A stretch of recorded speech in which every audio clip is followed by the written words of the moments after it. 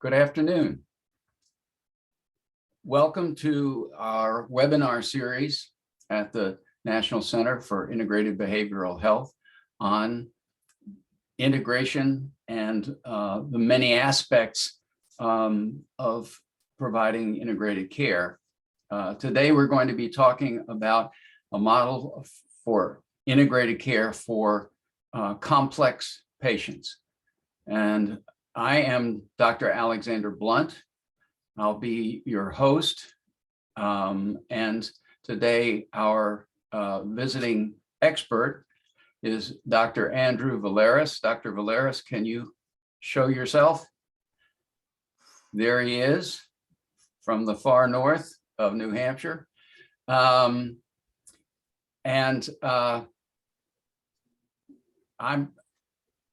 We want to talk just briefly about our journeys to complexity, and then we'll talk about the flow of the day of this webinar and get into it. I'm a person who, I'm a emeritus professor of family medicine at the University of Massachusetts Medical School. I came to family medicine in 1996 after 20 years of practice in mental health settings as a psychologist, trainer, and administrator.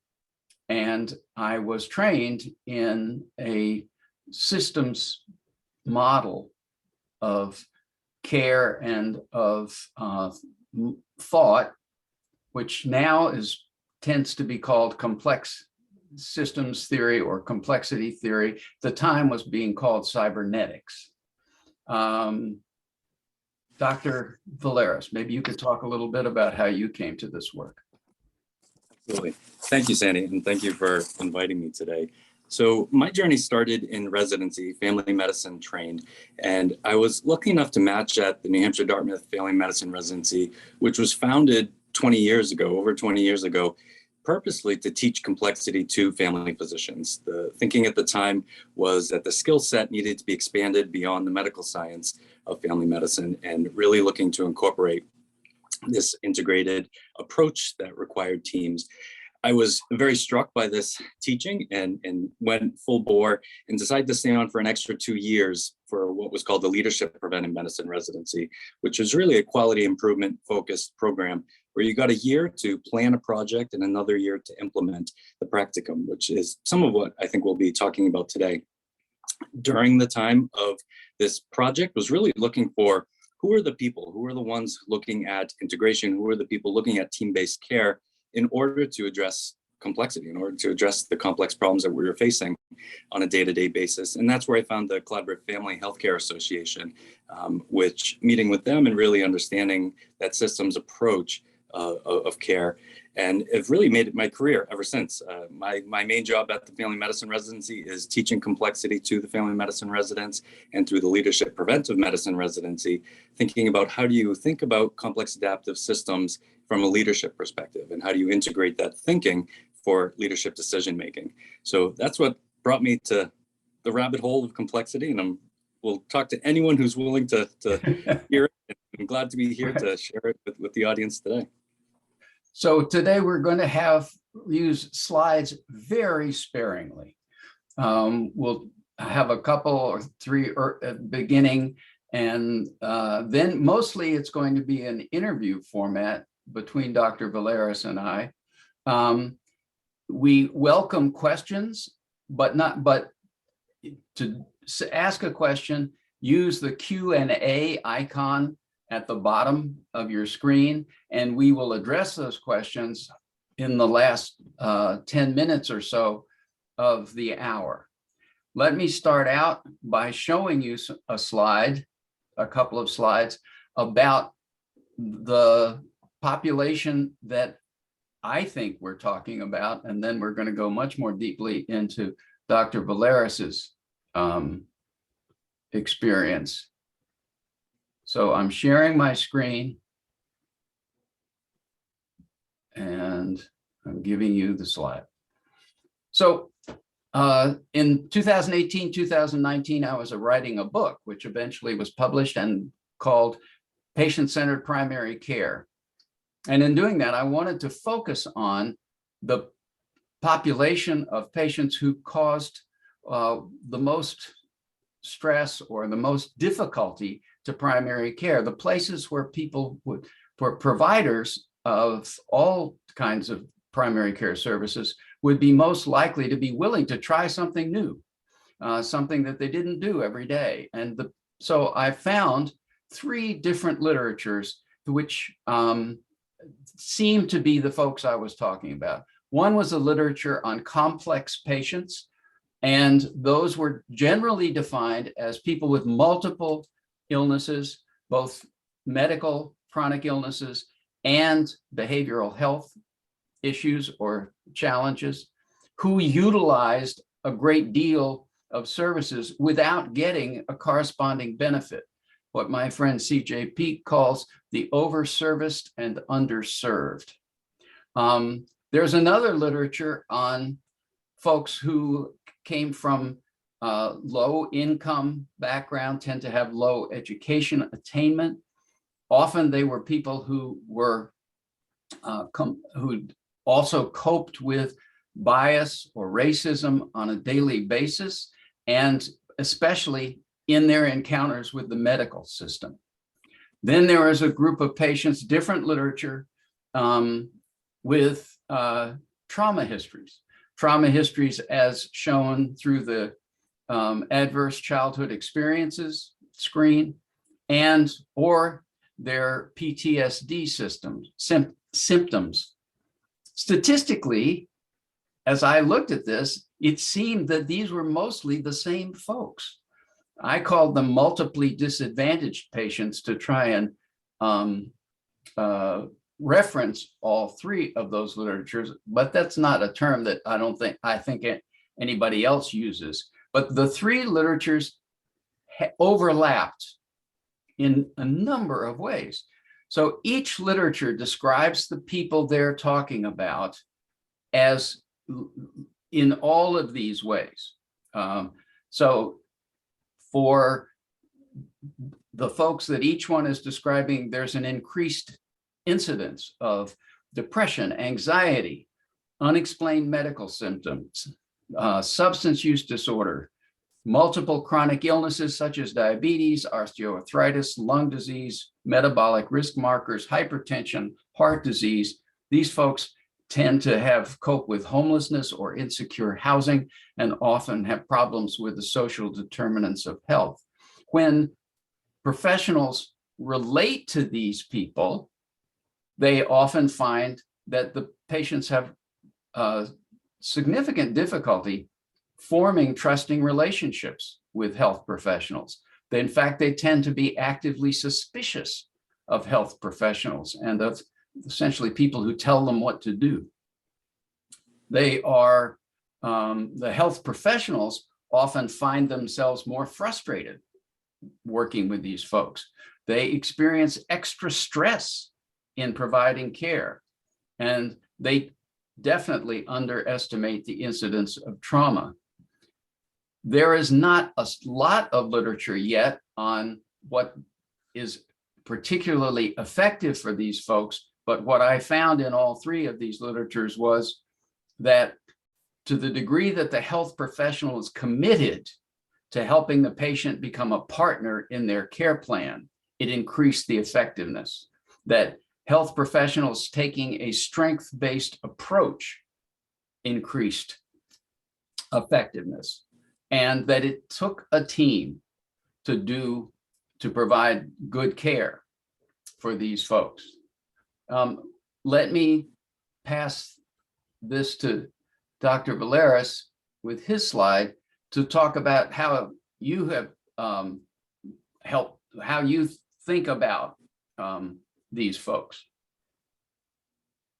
Absolutely. So when I first started thinking about complexity, or really looking at complexity as part of my practicum project during that quality improvement year, I was getting a little lost in how it was being described. And this is the distinction that has made the most sense to me and have seen from others, which really defines patient in looking at the complexity of a patient different from the complexity of a problem, which is also different and should not be the same or considered the same as complex adaptive system theory. So those are the three distinctions that I'll go through briefly, and understanding why it's so important to make this distinction. The primary reason is that patients are not problems. Patients come to us with problems. Patients come to us with complexity, but a patient in themselves is not a problem. And how do we reframe that in an effective way to ensure that we're not approaching them as a problem? So that is the first distinction that's important. When we look at defining complexity from a problem lens, it's really defined, and I look at the work of Stacy and Zimmerman, of defining complexity by what it is not. So understanding what is simple, complicated, and complex, they put through this idea of something is simple when it has a formula that can be repeated and you're guaranteed the results almost universally. They give the analogy of baking or using a recipe. As long as you follow the recipe, you can be pretty sure of the results you'll get. A complicated issue is what they analyze to getting a rocket to the moon. There's lots of moving parts. You need lots of different expertise. There's lots of different algorithms and equations that all have to come together in a certain way to get that rocket to the moon. Every time you get that rocket to the moon, you have a little bit more information and data to ensure that the next rocket gets there, which is different from what they call complex, which feels a little bit like a mess. And the analogy they use here is raising a child. And this speaks personally to me. I have 3 kids, and I will tell you that the equations I thought we were using on the first child did not work for the second child. And the third child just blew all the rules out of the water. And this really struck home to me in understanding complexity. When you're dealing with complexity or a complex problem, formula or algorithms have very little application. You have no guarantee that the outcome you got from one problem will be useful or necessarily guarantee the result of the next. So I think that's a really important definition and approach to complex problems that we can use for the rest of our talk here. And the last part is this idea of complex adaptive system theory. That is not where we're going today. It's where I think we need to go in healthcare. It's something that if anyone wants to have that talk, that is probably a week-long talk. That complex adaptive system theory is a defined set of principles or properties of systems that can tell you how they'll behave within reason. This is the starling analogy when you see the birds flocking. How do they know how to move together, where they're going, and how do they not hit each other is the most common analogy I've seen. So I think this is an important distinction to come across.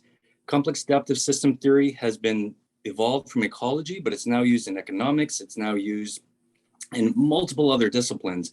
And I would encourage that eventually healthcare starts employing it in a meaningful way. It informs our decision today, but it's not what we'll be talking about. So how should we look differently at complexity? But why aren't we just going to go with the medical literature on complexity? Yeah, so I think it really strikes home to me. You already mentioned C.J. Peek, and I think a lot of the work around complexity is standing on the shoulders of giants. I look at C.J. Peek and Mac Baird work in Minnesota around complexity. And that is why I think the number one reason we should be thinking about complexity different, or at least acknowledging complexity, I would say. The biggest shift that I see needing to be made is considering complexity rather than running away from it. What happens now in the typical medical model is when something becomes complex and we don't have the tool set, we kind of bury it under the table, or we make it a simple problem and we won't get the results that we're trying to get. So the definition that I would put forward for thinking about complexity and how to frame complexity is the one you mentioned from CJ, which is when routine care is not yielding the expected results.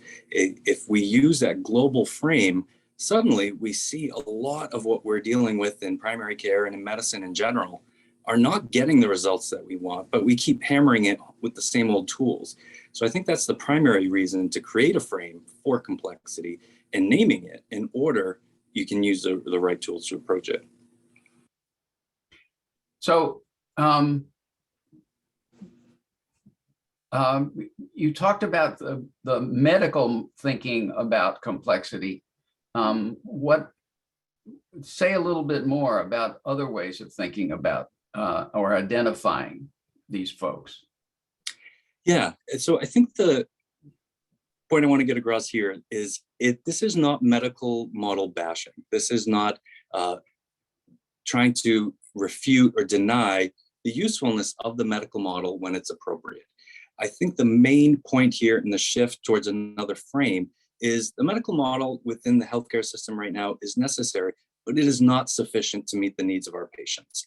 And when I say the medical model, what I mean is this concept that's built off the scientific method, which is making a hypothesis, test that hypothesis, create the diagnosis, and either refute or not refute it. That we then use those diagnoses to create treatment plans, and that usually in a simple problem is enough. So I'll use strep throat as an example. We see it in the clinic frequently. It's something that has really good evidence around how to treat it. There's very strong agreement and criteria of how to diagnose it. So it's a simple problem. It fits the medical model really, really well. A lot of the patients that we see are complicated in the sense they have multiple comorbidities, whether it's diabetes, hypertension, heart failure, kidney disease. We have good data and evidence around each of those. It starts to fall apart a little bit when you combine all those comorbidities, but there's still usually a path forward. That last group of patients that come in mostly around social behavioral determinants of health, complex medical problems that really don't have good evidence around them, the tool of the medical model starts to fall apart. There's not an algorithm for how to approach that patient. What we tend to do is use the same thinking that we always use within the medical model and try and just diagnose and fix. And unfortunately, that leads to, in my opinion, more harm.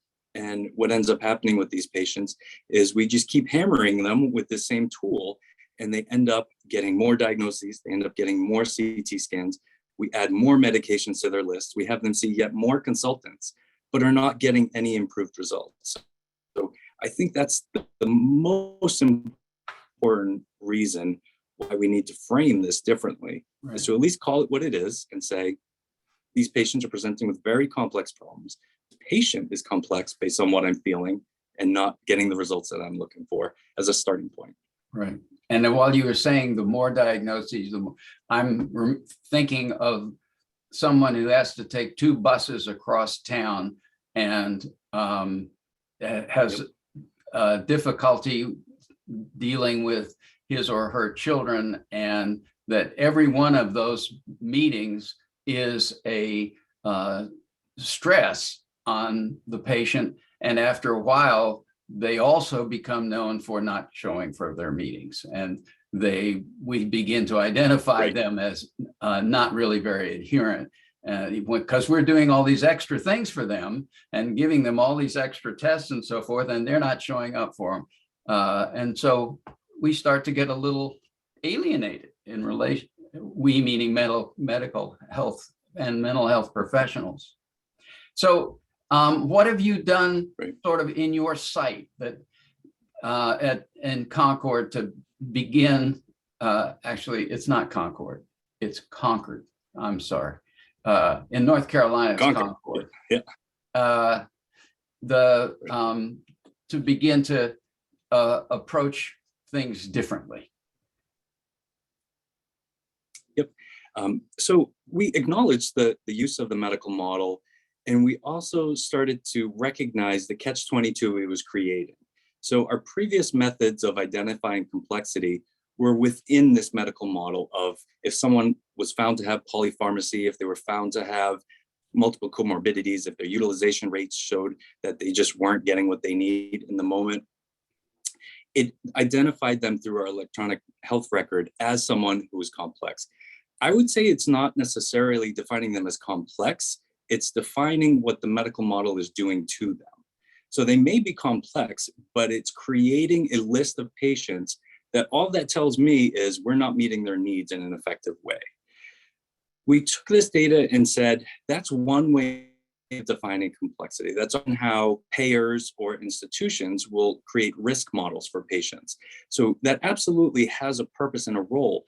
But what we did was take a step back from that and said, what is it about the relational aspects of our patients? What is it about what, as team members, we know about our patients that is not going to show up in the health record?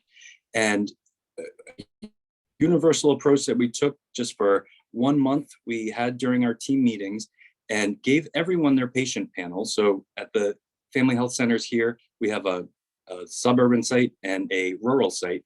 We gave all 13,000 patients the lists to their teams and had them highlight who are the patients that you identify as complex. And we used that same definition earlier that we mentioned. If you feel like the results you're getting do not meet your expectations, flag them. Say that this is someone that is not getting the care that they should receive in some way. And this was given to providers, this was given to nurses, medical assistants, as well as the front desk and in the integrated behavioral health clinicians. So every team member had the opportunity to highlight someone on this list. We then aggregated that list and then compared a few different things. We looked at, is there a difference between who the providers identify as complex versus the team members? Is there someone that, is there a group of patients that really jump out as being unique or having something demographically different about them compared to the rest of the population that we serve? So it really was employing the wisdom of teams and saying, we know that teams will typically outperform any individual. And can we pull these teams together this took a total of 2 hours to go through our entire patient panel as a clinic and do this first pass at the list. Okay, and so what did you find in relation to the folks that you identified essentially from experience as compared to the list that was generated by the system? Yeah, it's a interesting point because we found that the electronic record was only able to identify the patients we did something to. What was really interesting from the team identification is that they were able to anticipate patients' needs. They were able to look at their list and say, you know what, this family system, for example, this one patient within this family just got a cancer diagnosis. I think as a result of that, these kids are going to be strained. There's going to be something else in their system that is not yet in our record. This hasn't shown up yet in the clinic, but I want to ensure that they end up on the list as being someone that might benefit from other resources. Great. So why does it take a team? Why can't you just educate doctors to be able to do all this? Yeah, I think the number one reason is same thing I tell our residents, that whether they believe it or not, they're not robots, they're not superhumans, and they cannot do this alone. I think the number one thing we reinforce with our residents as we start to broach complexity with them is we want to get them to that point where they're feeling completely overwhelmed. We want them to understand that, yes, we want you to do all of this medical work that you've been trained so well to do, and we want you to do this, I would say, more important work in some ways of identifying complexity, of looking for relationships within family systems, of identifying when other team members might be necessary. So the number one thing that I think is important for providers as they start to understand this is not work that can be done alone. If you're going to address complexity, you need the team. I've been so fortunate to be brought up in and work in a place where integrated behavioral health has been part of my training for 13 years. And that's always been a part of how I've been able to practice. I think it'd be very, very challenging to appropriately address complexity without having that team member, as well as making sure that the other team members, the nurses, the medical assistants, including the patient coordinators at the front desk, have a sense of what is complexity and how does it fit in regards to how we care for our patients. This comes by lots of different names now. I think trauma-informed care is one way which I'm seeing this embodied or exemplified. But I think those are some of the early things that are needed of just ensuring that the providers know you're not alone. You really would struggle to do this work alone. It's a recipe for burnout if you try and address all of these things on your own. So you folks at Dartmouth, New Hampshire Family Medicine Residency have been working in this area for a number of years. Tell us 2 or 3 programs that you developed in that time and how they impacted your patients, clinicians, and staff and the health system.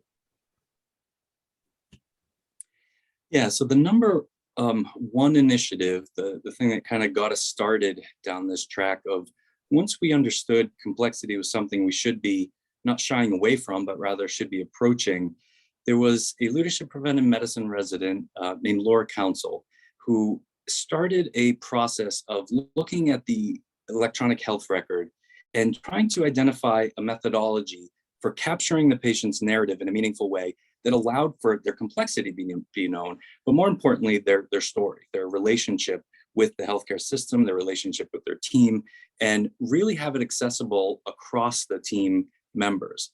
So she researched and looked into patient-centered care plans and used her practicum year to develop and institute a patient-centered care plan within the clinic, one part of the clinic starting and then rolling out to the whole clinic. And this really had the goal of capturing the patient's story, and it had some very specific aspects to it. The questions that it really tried to get at was, what are the most important people in your life? What are the people in your system that are important?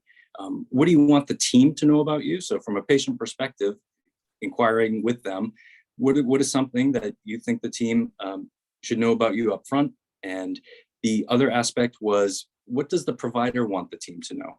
So is there something medically, is there something socially, is there something within that patient's system that it influences their care, that without that tidbit of information, they won't get the care that they deserve or need? And then the last part of that patient-centered care plan was the urgent plan of care. And that's actually where I did most of my practicum work, was focusing on just that one portion. And the process really was patient-owned. This was very clear from the beginning that this was going to be a part of the record. This was before open notes, before patients really had access to their record easily, that this was patient-owned, that everything in the patient-centered care plan was checked with them, was validated with them, including what the provider wrote about them and what they wanted the team to know. So that co-production was a very key part of that process. And what this did, it was far more than just the form. It was really this interplay between form and function, and having this form available to providers and to the team in asking these questions. What we saw was not just the completion of the task of creating a care plan. What we saw was the mental shifts within the teams in understanding the patients. Suddenly, the patients that were the heart sync patients, or the patients that you dreaded to see in your schedule, there became an understanding. It didn't necessarily mean those patients were any easier, but at least you understood what was leading to their complexity. You could understand, okay, I'm the provider, maybe I'm not the right person to meet with this patient today. Maybe it's the other people on the team that play a bigger role in what they need in this moment. So those were really important tools that led to the frame shift within our teams and our team members. I have some anecdotes that might be helpful to describe what might end up in a care plan, but we can move on as well, whatever you think, Sandy. Well, let me tell people now that at the conclusion of the webinar, you will get an email that has an example of a patient-centered care plan and an example of an urgent plan of care, so that you'll know, you'll be able to see it, not just have to imagine it.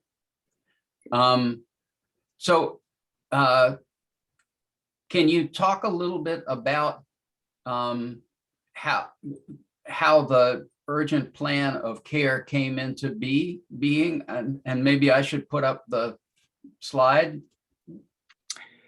Yeah, so I think the urgent plan of care, so going back to that leadership preventive medicine residency, I was approached as a third-year family medicine resident by one of the emergency department doctors. And the ED doc grabbed me and said, "Your patient has been in the emergency department 6 times in the past 2 weeks. Fix her," is all that this doc said to me. And as a third-year resident, I was completely overwhelmed and trying to get my head around of, how do you fix utilization? How do you fix someone who I had technically not even seen in my clinic? She was new to the area and was not someone I was very familiar with. So that really led me down the path of exploring what drives utilization behavior. What is it about the decision-making process for patients of where they choose to access care? And specifically honing in on avoidable emergency department use. There's some emergency department use which is perfectly appropriate. I don't want the patient who's having an active heart attack to come in to see me first because that's what I told them to do. What I want is for patients to get the best care that they can at the right place at the right time.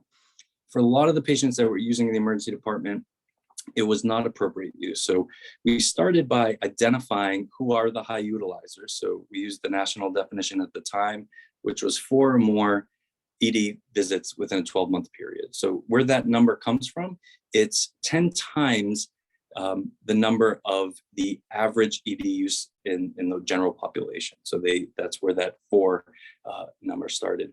So we started with this identified patient population, and we really looked at how do we get information from them and formed a patient advisory committee. So the patient advisory committee was made up of high utilizers within one pod of the clinic, which was identified as 120 people. Of that 120, we reached out to all of them, 11 showed interest, and 6 came to the meeting. And we had 6 focus groups over the course of 6 months to really just pick their brains about how do they make this decision? What are we doing that could change their decision on where to seek care? And what are some ways that we could explore our system, really putting the onus on us to say, we're not meeting your needs because of a systems issue. How can we better understand what we can't see? The old allegory of a fish can't see water. We couldn't see what was wrong with our system and driving behavior. So that's how the initiative started.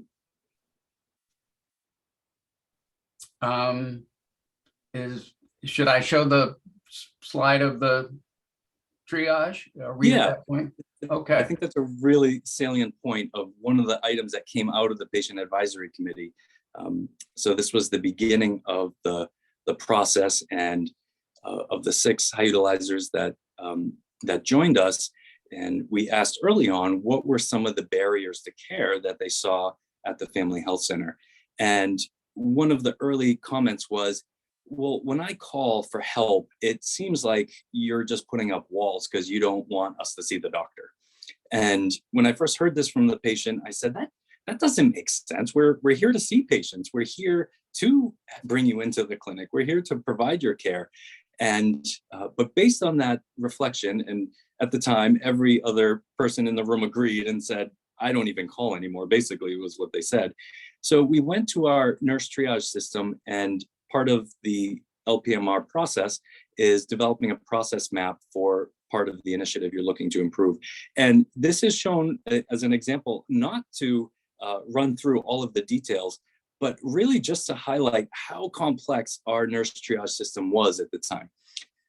Looking at the beginning, the red circle at the very top, when a patient has a perceived urgent medical need, they have an initial decision to call us, or the workaround here you see is that final arrow just going right down to the emergency department.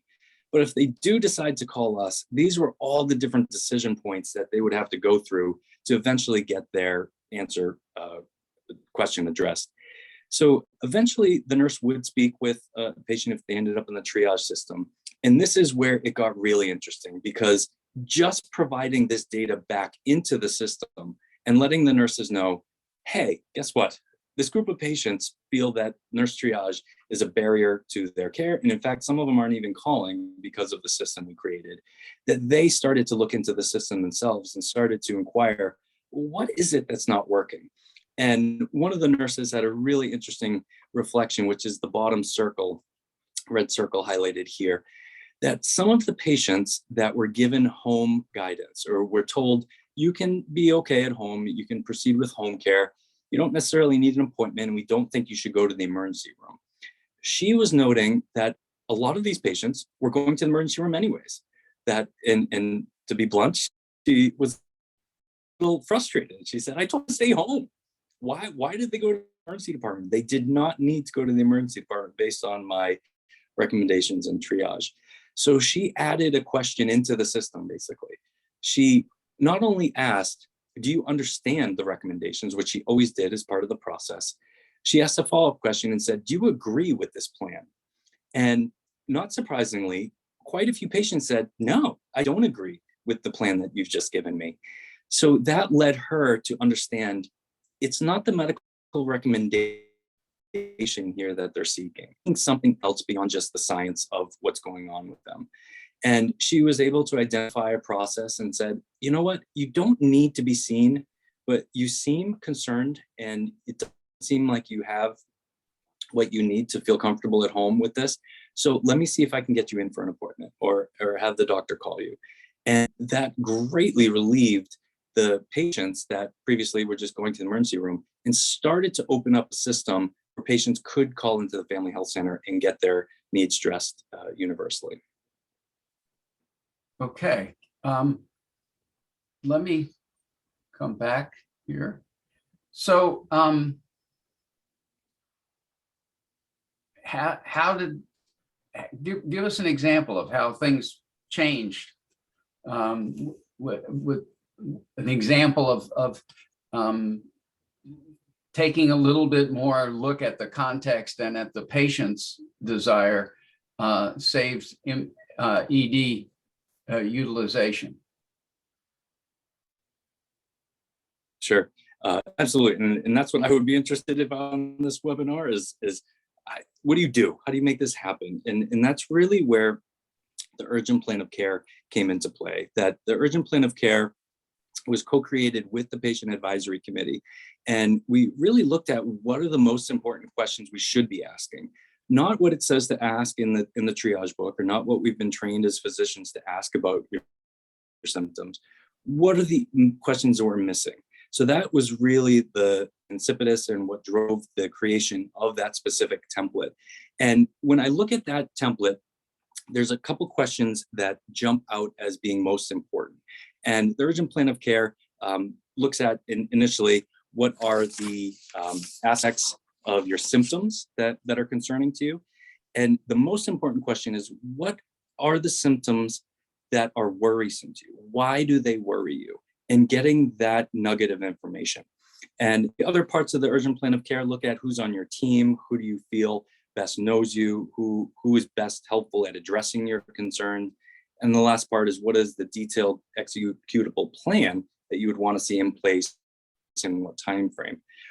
But really that second question of why are these symptoms important or worrisome to you seemed to be the one that got us to a different place. And the example that I have is with someone who's on my own panel. It was a woman who I had worked up for leg pain in every way that I knew how. She had chronic leg pain that we looked at from a neurologic perspective, drove needles into her legs to see if her nerves were working okay, had every imaging under the sun, had orthopedic consultation, and really could not why she was having leg pain and why this presenting symptom, which often led her to the emergency department. I had known her at that point for about 5 years, and I could not understand why she was going to the ED every time she had leg pain.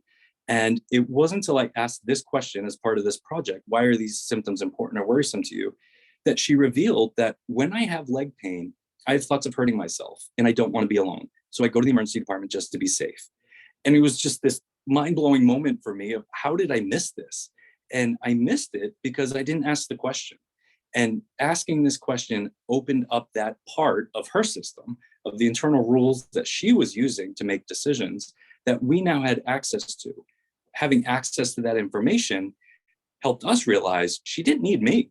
What she needed was, when she had leg pain, was to call in and talk with either the integrated behavioral health clinician that she was working with or the mental health counselor that she was working with, that they often in their tool set would have ways to help them be safe and determine as well, or probably better than I could, do you need to go get a higher level of care?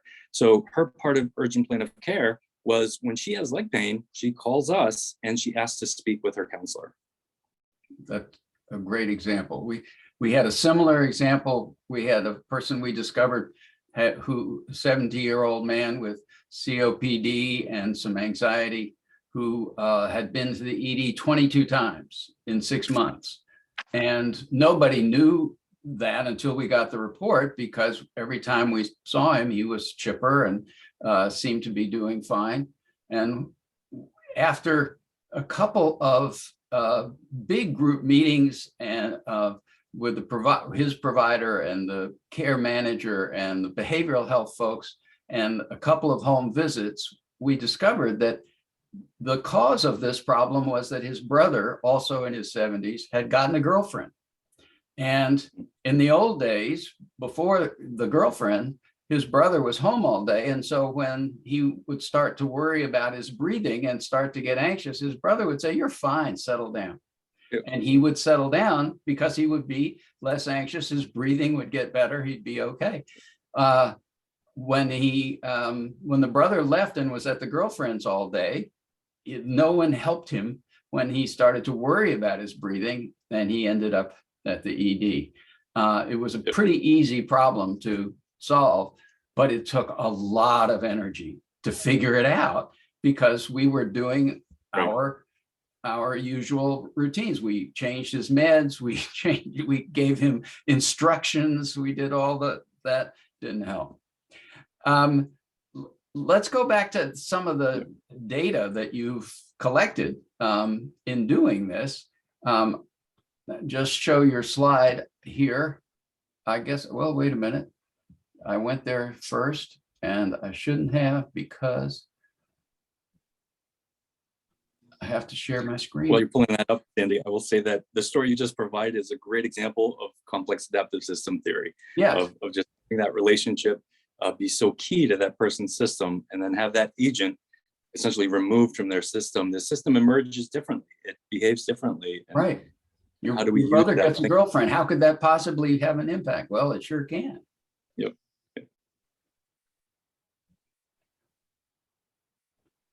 So here's your data slide. Take us through it. Yeah, so from the 120 high utilizers that we identified as the initial registry, we saw throughout the process a statistically significant decline in their utilization. So that's the first top slide here of the identified high utilizers.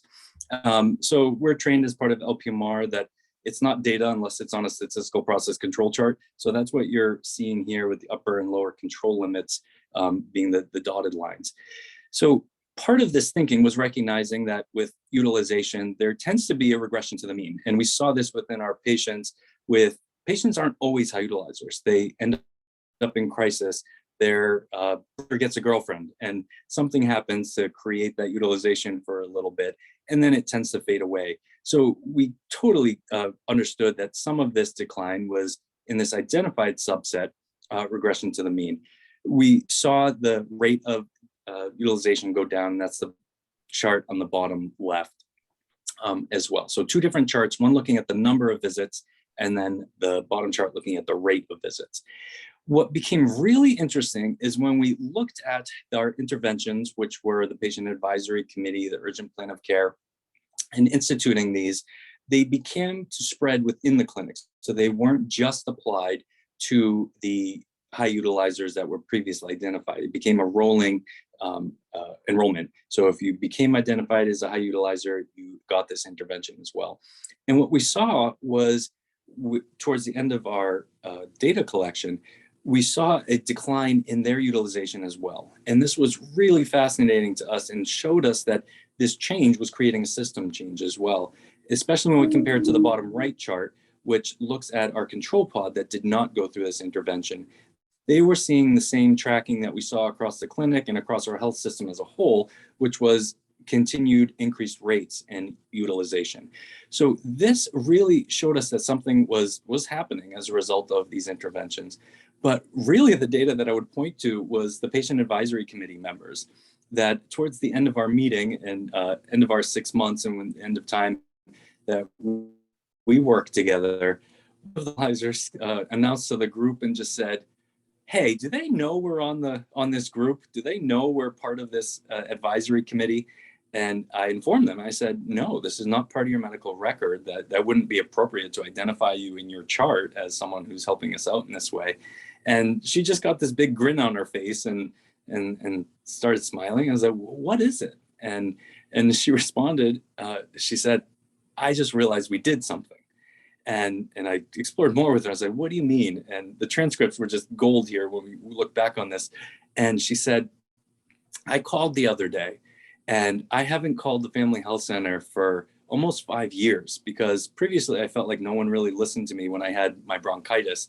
and I wasn't getting what I need. So I just went around the family health center, went to the ED. But she said, I called the other day and it was different. I called and I felt like they knew me, the words that they were using, which were scripted and things we told the team to say. And these were little things, just like saying, I'm so-and-so. I'm part of Dr. Valeris's team. I'm taking the information from you now as part of your triage process so I can help you make the best decision. And that was part of our intervention, was ensuring patients knew what was happening along the way.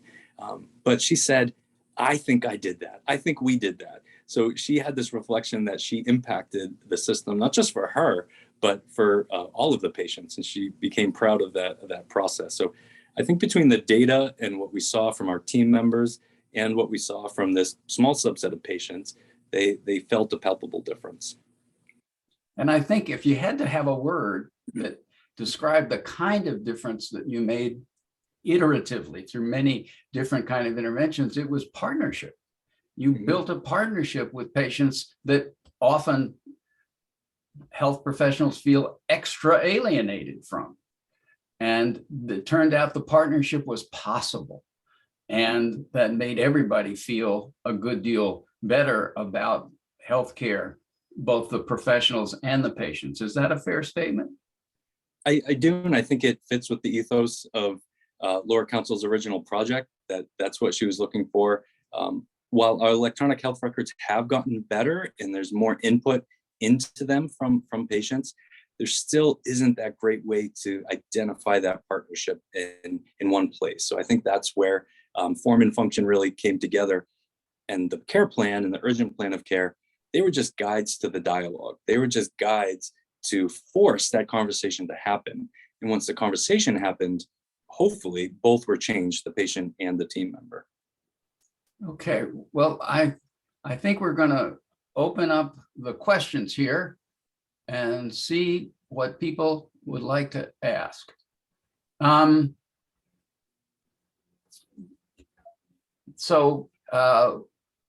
Two people have asked questions. One says, for new clinicians, what would you recommend to include in their standard medical training that would sensitize medical doctors that they are not asking the questions to the patient? It's a great question, and one we've been pondering for 20 years. My main role as faculty within the family medicine residency is I run a course called Systems, and I get the residents for 480 hours throughout their residency training. So over the course of 3 years, I get them for 480 of those to do just that. And it's to, I'll say, undo some of their medical training to be able to think this way and be able to ask the right questions. It's getting better, absolutely. I do feel like medical school training starting upstream is starting to include more thinking around social behavioral determinants of health, more thinking around interdisciplinary team care. More and more medical schools are doing interprofessional education, so they're training beside the other people on their team. So I think we're headed in the right direction. The number one thing that we do is what is stolen from Peter Senge, is really focus on personal mastery. If we can help providers, and I won't just lump providers because we put a lot of our teams through this training, is can we help identify where your mental models are coming from? The first step with physicians is to identify and understand your current way of seeing the world is because of indoctrination through the medical model. And that absolutely plays a role and will help treat that patient coming in with pneumonia. But understand there's another tool set that's needed. So the first step is broadening the capacity to think from various medical models and having the adaptability to know which one to use when. So that's our first step. The second step is, once you identified you can do this and realize this is overwhelming and you need a team, we do specific training around team membership. We don't feel that anyone can lead a team until they understand what it means to be a good team member. So we start with team membership, and then we move on to team facilitation and growth. And then the last phase of this training to get people to think this way is systems, complex adaptive system theory, and really get them to see the world this way. And my warning to them is, once you see the world this way, you can't go back. You can't walk through the grocery store without recognizing you're part of a complex adaptive system. What's really great about that, it'll help you choose the right line to get into once you see how things work. So that's the carrot I put in front of them of this will help you in the grocery store. Okay. So several people have asked very sort of specific questions because in their mind, I think they're playing this out and running into barriers. Mm-hmm. And so one person says, but they don't have time. We don't have any time to do this. Another person said, well, what about digital literacy? Let me go back and with the time thing. But we're going to, anybody who wants to approach this is going to run into barriers because of the way we do it. How do you help them with that? Yeah, so I think of either Stephen Covey's analogy around you can't cut down a tree with a dull saw, or trying to push a square stone uphill won't get you where you need to go. So I often hear the time issue. And so there's 2 points when it comes to the time part of this. One part is the amount of time that's currently wasted using the wrong model or using the wrong, whether it be time, resources, energy, money is the thing that's getting most attention right now. Is as we remove towards value-based care, it really became an equation around that person can't go to the emergency department anymore. That person cannot get readmitted to the hospital for the same thing. So we need to think about this differently, which means using resources differently, people differently. The actual time it takes to do these, and this is one of the exercises we have the first year residents go through, is we present them with the patient-centered care plan, and we ask them in their next clinic, the next day, go into your clinic and ask at least 2 of your patients one of these questions. And that really is the approach that we favor, is that this is not meant to be a one and done. This is not meant to be go through the whole care plan in one sitting. I agree, there isn't time for that in a 15, 20-minute visit. But there usually is time to ask one of the questions. And you iteratively complete the care plan over the course of 6 to 12 months with a patient as you get to know them, as you start to inquire in this way. For a little while, we were having all new patients fill out a blank care plan. So they would come into their first visit with a completed care plan from their perspective. That was in an effort to save time of having them come already pre-populate with the answers, and then we just reviewed it with them. So that was one approach we used to try and get around the time issue. But so my conclusion to that is, yes, it does take time, but it saves time in the long run. And I can remember being on call as a resident, talking to the patient for half hour, 45 minutes, trying to keep them out of the emergency department, how much time that took. The next patient that had a care plan, I could talk to them within 2 or 3 minutes and make that same decision. So yes, it's time up front. I think it saves more time down the road. Yes, I completely agree. And that they're having team members do pieces of it.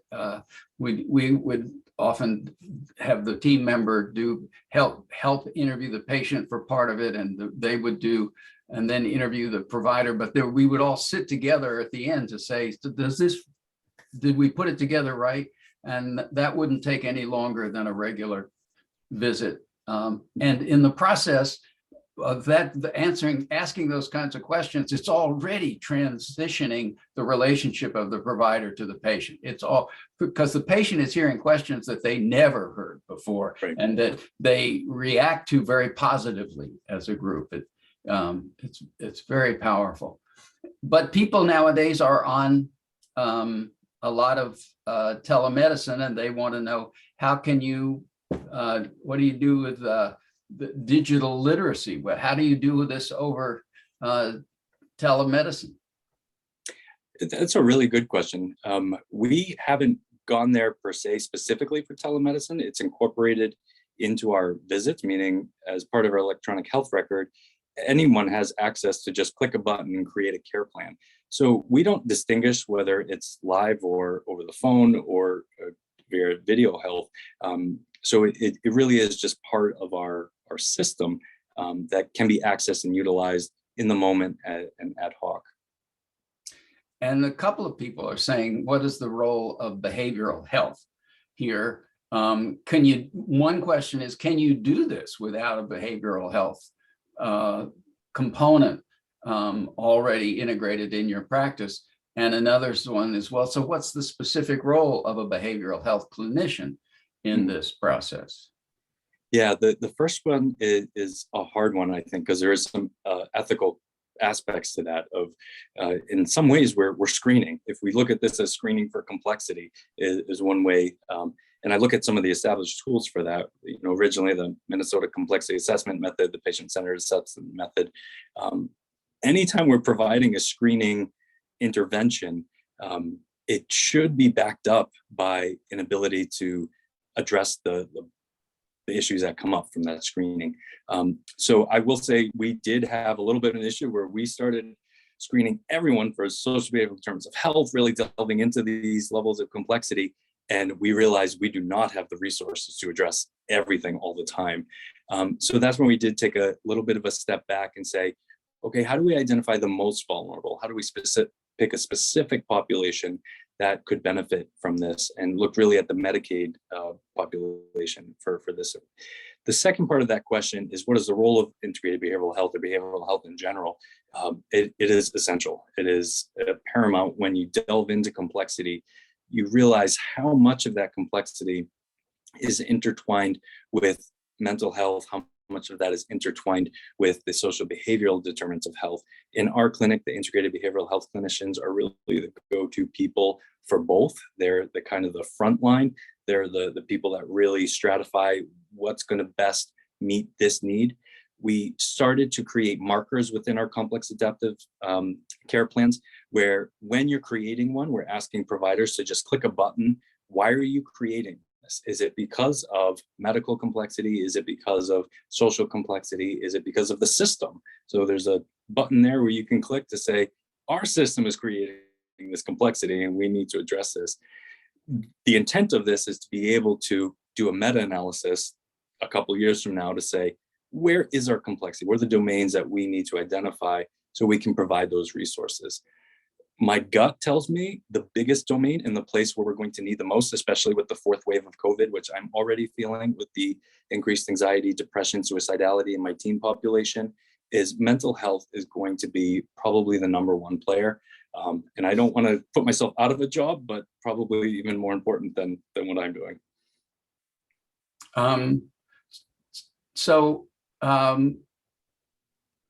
Do you have to have your EMR to do this? What people are saying, what EMR do you have? Yeah. They want it. They want to get it. Right. So the answer is no. The short approach, or the poor man's approach that we started with, was just on paper, and those would be scanned into our previous EMR. We went through a transition between Centricity. We're now on Cerner. That in Centricity, we had it built in as part of the project and was becoming robust. And we were very, very excited about the number of care plans that we were getting done, and the urgent plan of cares and the quick texts that were making it very easy for people to have these conversations. We transitioned to Cerner more than a couple of years now, 3 years from now. And their initial, when we said we have this care plan in our old record, we want it in our new one, the first answer was no. No one else in the country has this. Why do you want us to build it for you? And I give kudos to our chief information officer here and one of the chief nursing positions. They said, basically, we're paying you, build it. And they built it into our record just as a form that we could then track and use as a dynamic document. What was really great about that process is we were able to team with the emergency department and the inpatient side and create a universal care plan. Previously, the ED had their own version, the inpatient side had their own version, and we had our version as an outpatient. And we came together and said, how do we share a care plan? Because we all have different pieces of the puzzle here. So let me ask you, if you wanted to give a very brief summary of this work, how would you put it? I think the number one thing is the thing we keep referring to is our tendency and our desire to make complexity go away will yield the continued results that we've been seeing. That the number one frame shift is acknowledging complexity and being willing to approach it. In approaching it, we start to understand what tools can be helpful. I think some of the tools we described today are helpful. I'm really excited to see what happens from the tools that get developed. We're just starting to incorporate complexity into healthcare in a meaningful way. There's national conferences, international conferences on the topic. That's what I'm most excited about, and glad to see so many people on the call today of where do we go from here? How do we build the right tools? How do we work together is probably the biggest parting point that I would make is I'm looking for collaborators. I'm looking for help. I'm looking for anyone who's willing to talk about it, anyone who's willing to work on it. So I think those are the parting statements I would make. Great, thank you. I would add that I want to underline some things that Dr. Valera said. One is that this kind of commitment to making partnerships with patients that we call complex is something that changes what we do up and down. And so when he said we had to have support from our chief information officer, we had to have support from across settings. That this is a commitment that may start at the level of patient and provider and team, but in the long run, just like integrated care, it changes how everybody does, and it takes support from the top and the bottom to do the full job. Thank you very much, everybody. It's been wonderful to be here. I hope it was useful. Thank you so much to the National Center for Integrated Behavioral Health and our many sponsors or co-sponsors today. And I hope you'll tune in for the next webinar, which we don't have a title for, but it's going to be on the specific kinds of competencies and trainings that help physicians particularly learn to do their part of integrated behavioral health. That's going to be sometime the end of February. So, but since you are here and you signed up for this one, you'll get a notice about the next one. Thank you all, and we look forward to seeing you the next time. Bye-bye.